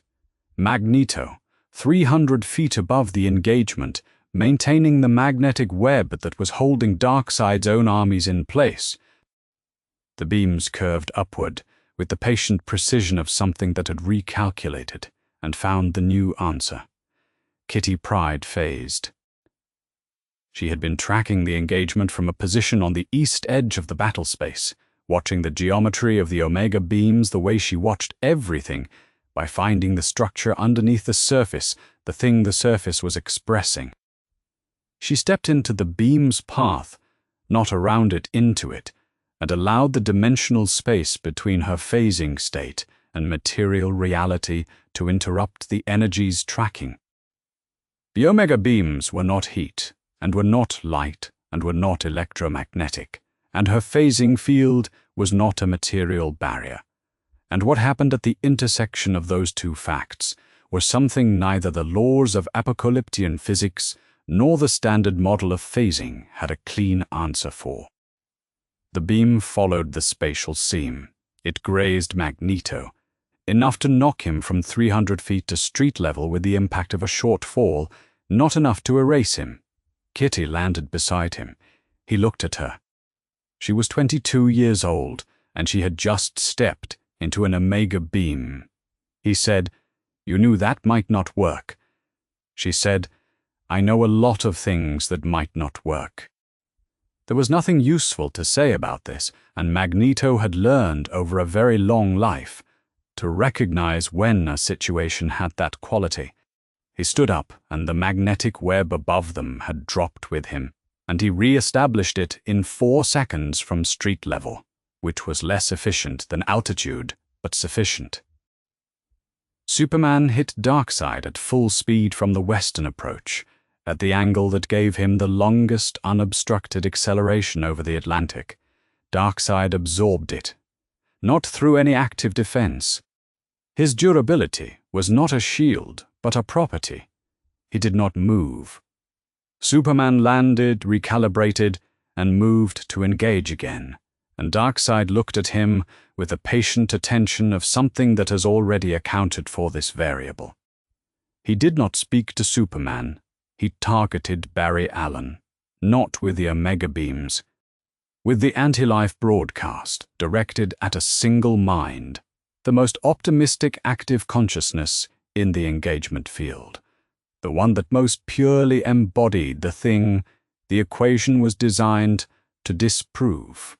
The speed force, which ran on the energy of forward motion and the irreducible human insistence that the next moment was worth reaching, was not immune to a signal that specifically targeted the sense that the next moment mattered.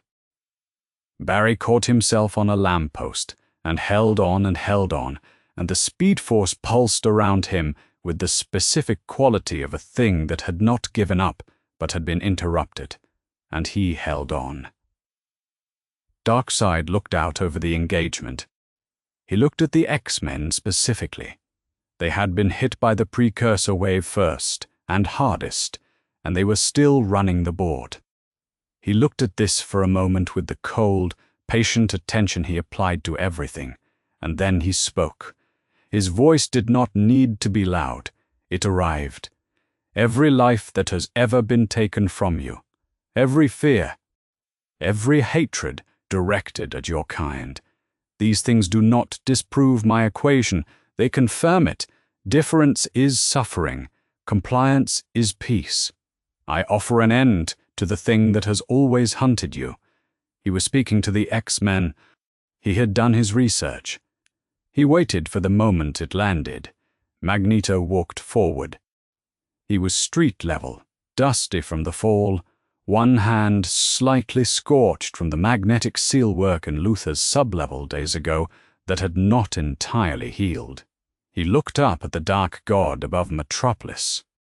He said, "I have heard that argument from better men than you."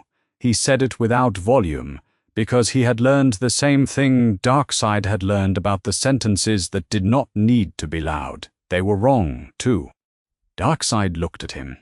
He recalibrated. In the specific way, he recalibrated things that had not responded the way the model predicted. Not with surprise, not with dismissal, but with the adjustment of a calculation incorporating new data.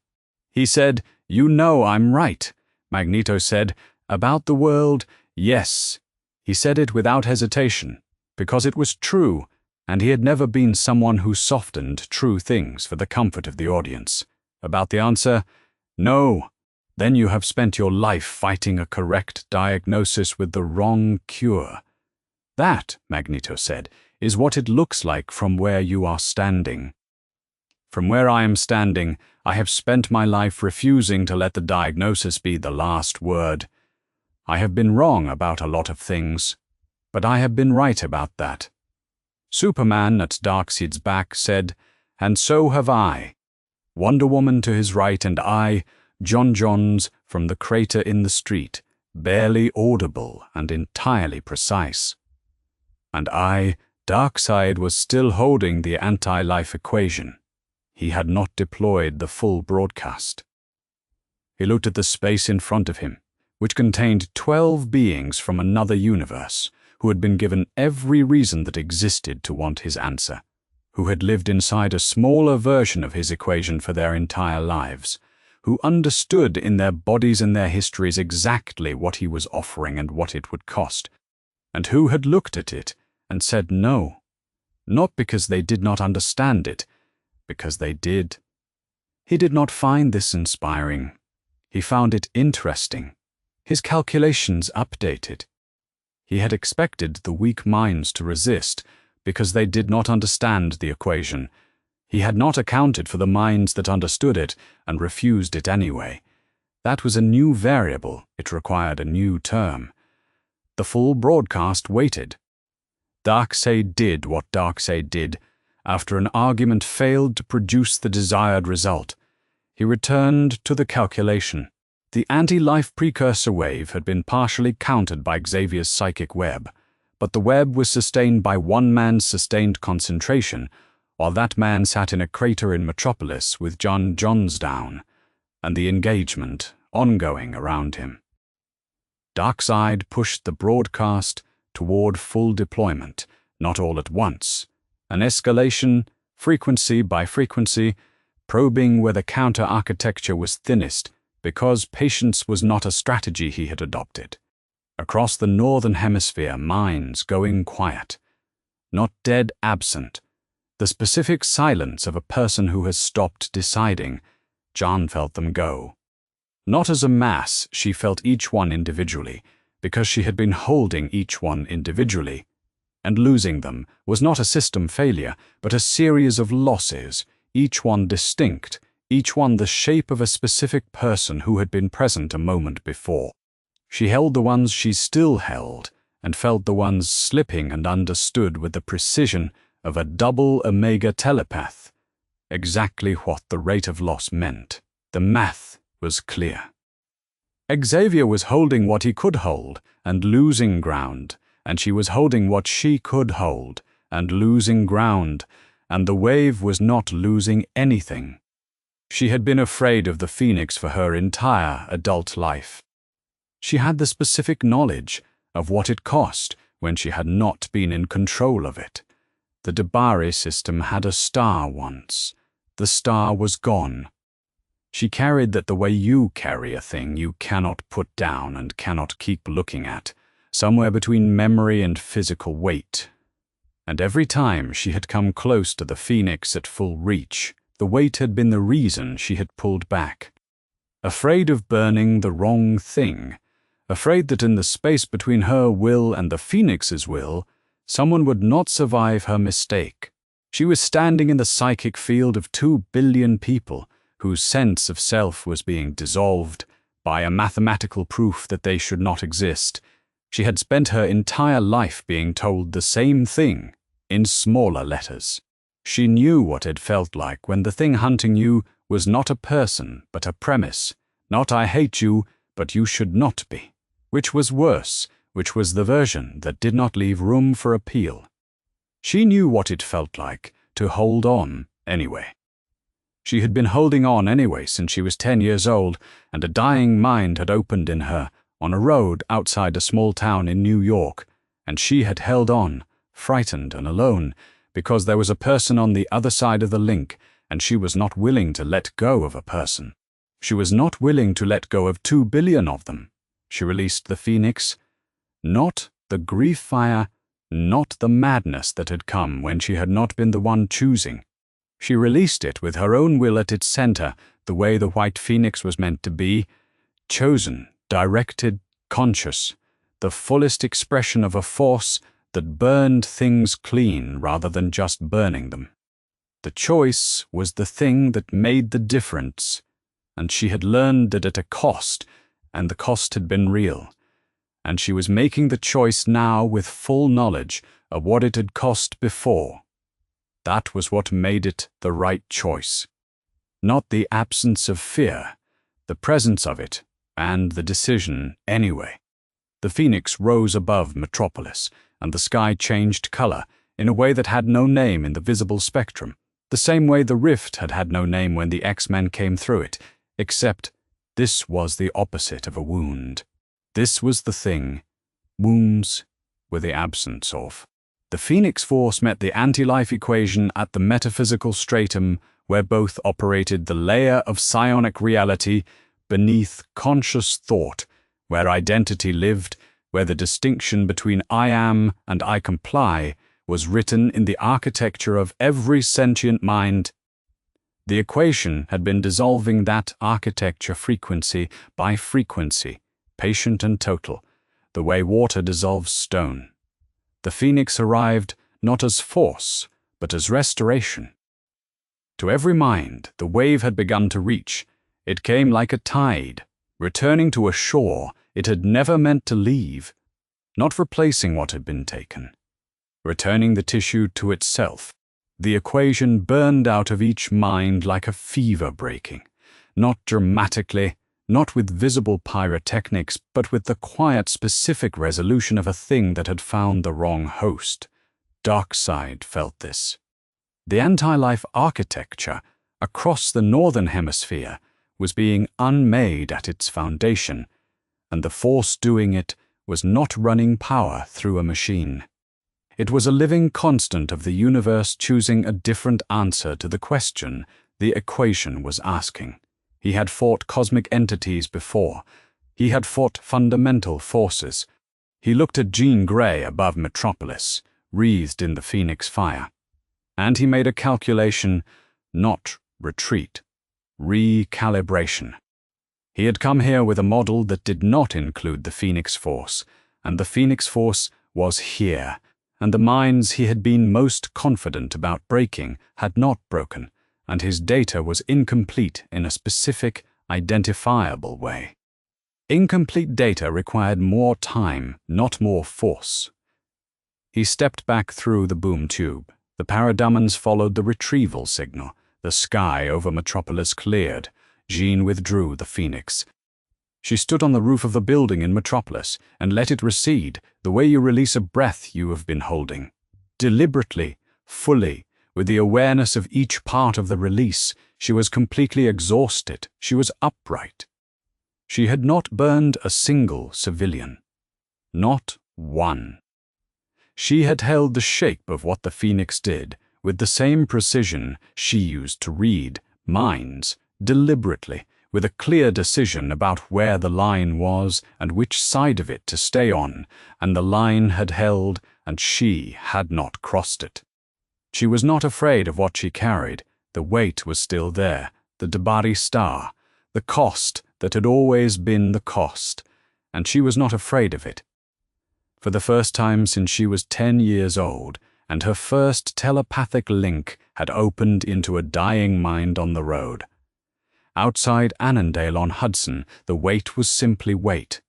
Not a reason to stop, not a reason not to open the door. Just the honest account of what power this size cost to carry. And she had paid it, and she was still here, and both of those things were true at the same time, and neither one cancelled the other. Across the northern hemisphere, the minds returned to themselves. Not all at once, a tide coming in rather than a switch thrown. People looked up, confused, with the specific bewilderment of someone who had been going somewhere and found themselves somewhere else, and the somewhere else was their own life, and it was still there. Xavier, in the street below, released the concentration that had held his psychic web in place for 4 hours, and leaned forward in his chair and put his face in his hands. Cyclops put a hand on his shoulder. Xavier said, muffled, "I'm all right," Cyclops said. "I know." They both knew that was not entirely true, and both of them had been doing this long enough to know that entirely true was not the only state worth occupying. Sometimes mostly held together was enough, sometimes that was everything. Above them, Jean sat on the roof of the building and looked at Metropolis and did not say anything yet. There was time.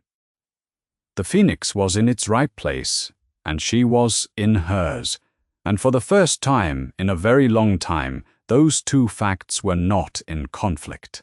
The Justice League in session the morning after voted on the question of the X-Men's status on this Earth. It was not a complicated vote. What the X-Men had done during the anti-life engagement, Jean's Phoenix counter, Xavier's sustained psychic web for 4 consecutive hours, Magneto's apocalyptian armor web that had held Darkseid's own armies in place for the duration. The combined combat effectiveness of the full team working alongside the League in a synchronized engagement the like of which none of them had run before was simply not the kind of thing you followed with a conversation about whether they belonged here. Superman cast the first vote. Batman cast the second. The record showed it was unanimous. In the Batcave, at a terminal that had been running since before the engagement ended, 2 of the most obsessive scientific minds in either universe sat across from each other and did what they did. Best worked. Beast was cataloguing the anti-life equation's psychic signature in spectral analysis, the specific frequency bands it had used, the rate of propagation, the depth of penetration in minds of varying psychic resistance. All of it organized into a preliminary model that was already more complete than anything the League had managed to build across all their prior Darkseid encounters combined. Batman was cross-referencing it against every anomalous signal reading Gotham's sensors had ever flagged, looking for prior precursor events, mapping the historical footprint of the Wave's test deployments. They worked without commentary for 2 hours. Then Batman said without looking up, "If you people stay, this is the room you are going to need." Beast said, "I had assumed this was your room." Batman said, "It is, you are welcome in it." He went back to the cross-reference. Beast went back to the spectral analysis. It was the warmest thing Bruce Wayne was going to say to any of them, and it was entirely the correct amount of warmth, and both of them understood this without discussing it. Wolverine found Magneto on a rooftop in Metropolis at dawn, because he had been finding Magneto on rooftops at dawn for 30 years, and some things crossed dimensions without any effort at all. The city below them was doing what cities did in the early morning, becoming itself again after a night that had tried to make it something else.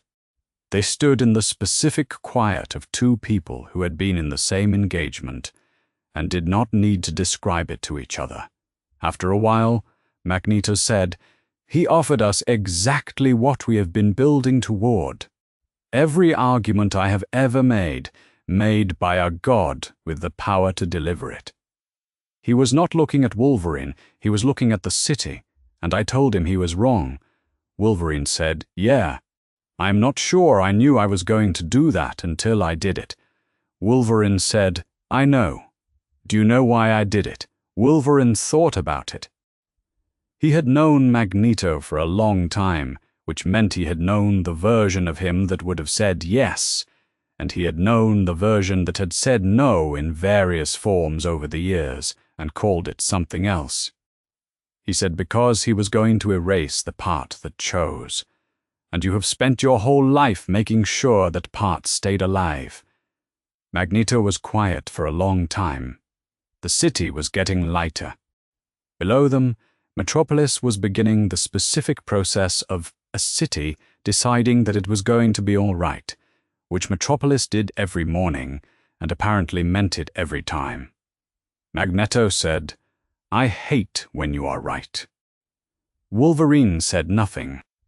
He had learned a long time ago that saying nothing was the correct response when he had said the right thing. Clark Kent found Charles Xavier in the park where they had first met. Because it was the park where they had first met, and the logic held across universes. Xavier was looking at the city in the way he had been looking at it since the first morning, trying to understand the architecture of it, the specific way it held together, the weight that was distributed across all those buildings and all those people and all that ordinary Tuesday morning. Superman sat on the bench across from Xavier's chair and said, "Are you going to try to go home?" Xavier said, "I do not know yet." He looked at Superman. "Are you going to try to send us?" Superman said, "Honestly, no." Superman said, "You built your whole life trying to make the thing that already exists here. I am not going to send you back before you understand what it took to build it." Xavier was quiet.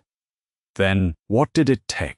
"Choosing it," Superman said, "every day, even when the day was hard, especially then." Xavier said nothing for a while. He was thinking about Magneto on a rooftop in the early morning, and what Magneto had said to Darkseid, and he was thinking about 40 years of a dream that everyone had told him was naive. And he was thinking about the way this city looked in the morning with hope on every building and every face. Not as performance, but as the accumulated result of people who had been choosing it every day for a very long time. He said, "I have been choosing it too." Superman said, "I know. That is why you are still here." The file closed and reopened under a new header, not UNON, a monitor, not TEAT, threat, neutralize. The new header read, Provisional Allies Monitoring, on ongoing. 12 entries, each one longer than it had been on day one, each one more accurate. The file on Jean Grey still carried the red flag at the Phoenix entry. Batman did not remove it. He added one line underneath, chose not to. 3 times in sequence, under increasing pressure. Data is consistent. The file on Magneto had a note added at the bottom. Counter-predicted argument with Darkseid at personal risk, non-compelled, review threat classification. The file on Xavier read, in the character summary field, does not fight, does not quit. See also, Jones, on Apocalypse in the Hall, where the anti-life calculations ran on stone and fire in the dark that had been dark since before recorded history. Darkseid sat before updated data. He had not expected it. He recalibrated around it the way he recalibrated around everything, patiently, without anger, because he was not a being who experienced setbacks as setbacks. He experienced them as data. And the data was this: the minds he had expected to break most easily, the ones built from the experience of existing while hunted, the ones who understood the anti-life argument from the inside because they had been living inside, a smaller version of it their entire lives, were the only minds that had held. Not the gods, not the Kryptonian, the ones who had been told they should not exist. They had known the equation. They had lived inside it. And they had answered it the same way every time, which was with the decision to still be there the next morning. Darkseid considered his calculations. He turned one thought over in the patient dark. They had been preparing for this their entire lives and had not known it. The rift above Metropolis had not fully healed. Through the scar in the sky that had not quite closed, more of them might come. His equation would need a new term. He did not find this discouraging at all. And now, before we find out what the next crossover breaks open, I want to know which character you think is the most dangerous one to drop into the wrong universe. Not the most powerful. Drop it in the comments wherever you are watching this, and if you have not subscribed yet, now is the time, because we are just getting started, and the next